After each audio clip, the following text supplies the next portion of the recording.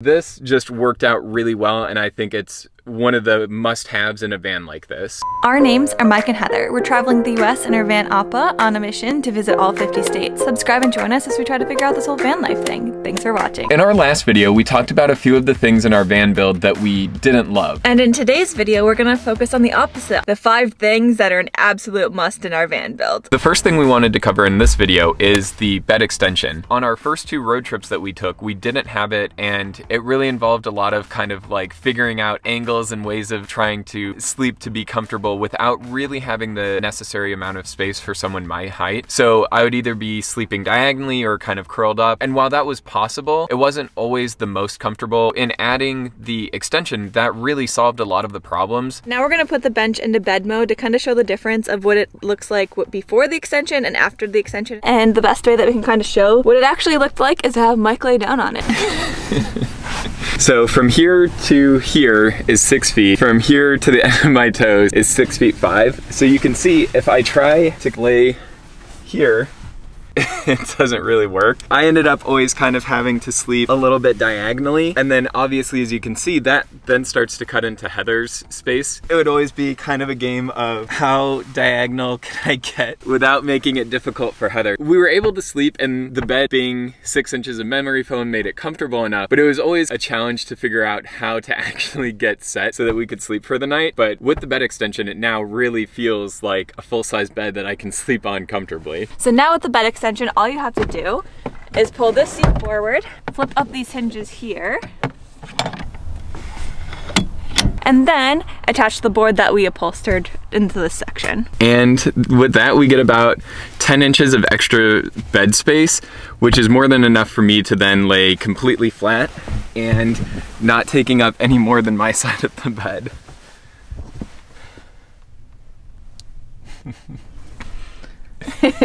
Heather got out to show pulling the seat forward, but it is something that we can do from within the van, and we can always still make sure that we have access to the front. This was actually not that difficult to build on. It was just adding a couple of posts and flip up hinges to the front of the bench at the top of the bed section. I'm so glad that we did it because it really makes sleeping in here just so much more comfortable and something that we could do for an extended period of time without feeling like we're not getting a consistent good night's sleep. And now that the bed is back in bench mode, we're gonna talk about the second item on our list, which is the overhead shelf. If you've watched other Ford Transit Connect van build videos, you'll probably recognize this overhead shelf setup. It's in just about every video, but there's a reason for it. It provides so much extra storage space, and it makes use of a space that otherwise was just kind of dead space. On our first trip, we didn't have time to build this out, so we were driving with just the stock overhead shelving area, which is just a little piece of plastic, and it didn't work. We were really missing the added storage space. It gives you probably a similar amount of space to what you get underneath the bed. So having that is just super valuable. And I'm really happy with how this turned out. The way that we built it feels super sturdy. I don't have really any fear about putting weight up here and having it come crashing down on our heads while we're driving, which is nice. This just worked out really well, and I think it's one of the must-haves in a van like this. So if you actually look within the shelf, you can see where our packing cubes are is where the original shelf ends,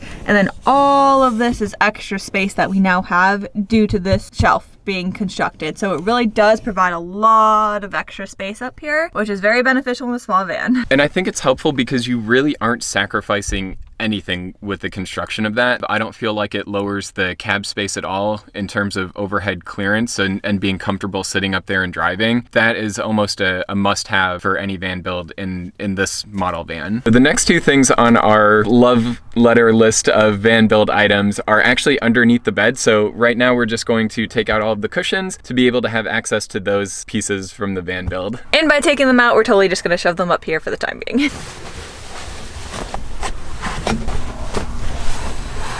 And now we just got the one that you're sitting on. The first thing that we have housed under our bed is our electric system. It's actually in this top part in the stationary bench. So it's part of the bed that doesn't slide open and closed. It has this flip up hinge, and then we have access to be able to see everything inside. We have 2 batteries that are connected to the solar panels outside, and that's kind of the primary way that we run a lot of the different functions in the van. So we have our lights and our max air fan that run off of the solar continuously, as well as our fridge. That is super helpful, but sometimes you don't have nice weather, sometimes it's rainy. If we're in the winter, you might not always get the sun. So it's really nice to have a couple of alternate ways to charge everything. We have our oversized Jackery, which we bought at the beginning thinking this would be our only power source. So this has been really helpful. And we additionally have shore power, so if we're ever at a campsite, we can run the extension cord from their power in and charge additional stuff off of that. It's just a really complete system that has a lot of options and ways to charge things in case one of those systems isn't able to function the way that it would normally. We're just talking in general that the electric system is a must. It isn't necessarily how it's done, even though it's done really well, because thankfully we had my dad and my brother who are both electricians that rigged it all up. But just more the fact that we have some sort of electric system in here, because it's really going to give us the means to be able to do everything that we're really wanting to do, like charge our cameras, our laptops, our cell phones, and really just be able to enjoy living out of here as a tiny home, because to Mike and I, that's exactly what it is. The next must on our list is a safe. So this was kind of like a thing where we were researching it. A lot of people said, yes, absolutely get a safe. And then quite a few people said, no, you don't really need it as long as you don't really have anything out in plain view. The first 2 trips that we went on, that's kind of the strategy that we went with, is just make sure nothing's tucked up front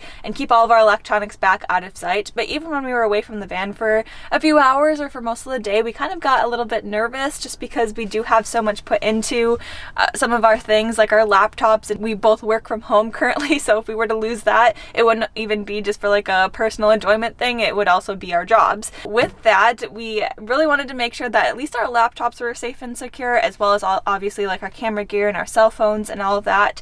So the safe serves that purpose, but more than that, it's actually where we can charge all of our electronics. It's kind of a dual purpose, which is really nice. When we did need to charge something, our electronics were kind of all over the bed, up on top of here. So when we were back here, it kind of made it hard because obviously we needed to charge all of our devices, but they're kind of scattered. Because we actually have the option to be able to leave a charger in the back, we can charge everything and have it in one safe space to know that it's not only getting charged, but also is going to have the peace of mind for knowing that if we do leave the van, it's not going to get stolen. We actually had to take apart the boards, which makes it nice because even if our van were to get broken into, the person trying to break in would have to kind of jump through even more hoops than just grabbing the safe out and running and then smashing it apart later. They would have to take apart all of these boards, and we also drilled the safe into the floor. So it's kind of just a couple different hoops that they would have to jump through, which knock on wood hopefully will never happen, but in the case that it does, we tried to make it as difficult as possible to get out this safe. Our 5th and final absolute must when we were converting our van was adding a backup camera.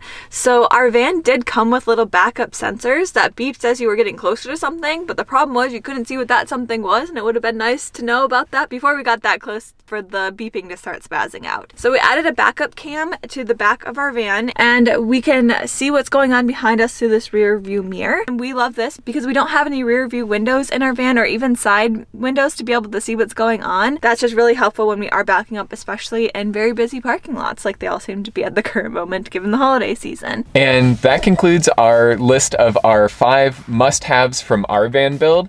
Your list may look a little bit different, but for us, we're really happy that we have those things, and we feel they make our van life experience just so much better. We absolutely love our van and are very excited for all of the upcoming adventures that we have planned for the new year. Thank you all so much for watching. If you do have any questions or honestly any more suggestions, please leave them down below because we have been really finding all the comments and things useful in a lot of our other van videos. So we have been taking notes and even have some more upgrades and things that we want to keep in mind to the van now that we have been hearing from you. So we're very excited to be able to chat with you and to go on more adventures in Appa. So in the meantime, thank you once again and have a great rest of your day. I'm living my